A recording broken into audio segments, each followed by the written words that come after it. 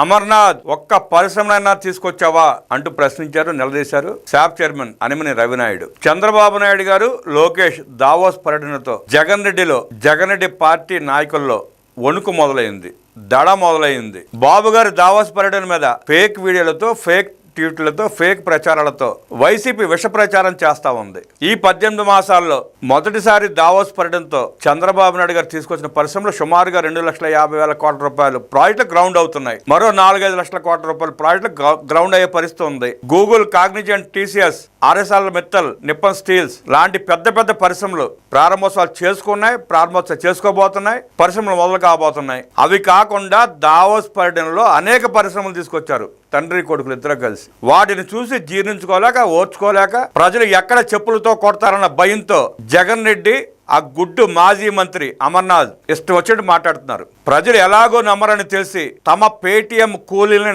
నమ్మించడానికి, ఆ గాలి మందను నమ్మించడానికి విశ్వ ప్రయత్నాలు చేస్తున్నారు. వాళ్ళు ఎంత ప్రయత్నం చేసినా రాష్ట్రంలో జరిగే అభివృద్ధి, సంక్షేమ కార్యక్రమాలు, వస్తున్న పరిశ్రమలు, వస్తున్న ఐటీ కంపెనీలు ఆ పేటీఎం కూలీలకు కూడా తెలియక మానదు. ఇవాళ తాత్కాలికంగా కూలీ తీసుకుని వాళ్ళు ట్వీట్లు చేసినా, మాట్లాడినా, వీడియోలు చేసినా, మార్ఫింగ్ వీడియోలు పెట్టినా, ఇంకొక సంవత్సరం తర్వాత అయినా ఆ పేటీఎం కూలీలు కూడా మేము చేసిన తప్పు, జగన్ వేస్ట్, లోకేష్ బెస్ట్ అని వాళ్లే నీ మొహాన ఉమ్మే రోజు దగ్గరలోకి వస్తుంది. అమర్నాథ్, నువ్వు గుడ్డు పెట్టావు, అది మురిగిపోయింది. నువ్వు దావోస్ వెళ్ళి 2వ రోజు పారిపోయి వచ్చావు చలికి తట్టుకోలేక.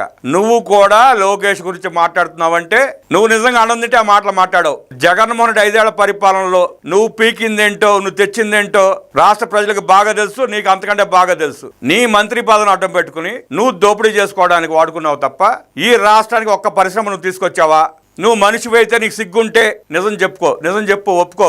లేదు నేను మనిషిని కాదు అనుకుంటే నువ్వు అలాగే మాట్లాడు. నీ నియోజకవర్గ ప్రజలే మొన్న తరిమి కొట్టారు, మళ్ళీ ఇంకోసారి తరిమి కొడతారు. భారీ మెజార్టీ నీ మీద టీడీపీ అభ్యర్థిని గెలిపించినా, నిన్ను ఓడించినా నీకు సిగ్గు శరం లేకుండా, బుద్ధి లేకుండా మాట్లాడుతున్నావు. ఇంకా సీఎంను ప్రముఖ పారిశ్రామికతలు కలిసి పెట్టుబడులు పెట్టేందుకు సముఖత వ్యక్తం చేశారని రవినాయుడు పేర్కొన్నారు. గ్రీన్ ఎనర్జీ వైపు రాష్ట్రం ముందుకు వెళుతోంది. పారిశ్రామికవేత్తలు ఏపీకి క్యూ కట్టారు. దిగ్గజ కంపెనీలన్నీ ఏపీ వైపు చూస్తున్నాయి. జగన్ పాలనలో 100 మంది పారిశ్రామికవేత్తలు వెనక్కి వెళ్లిపోయారు.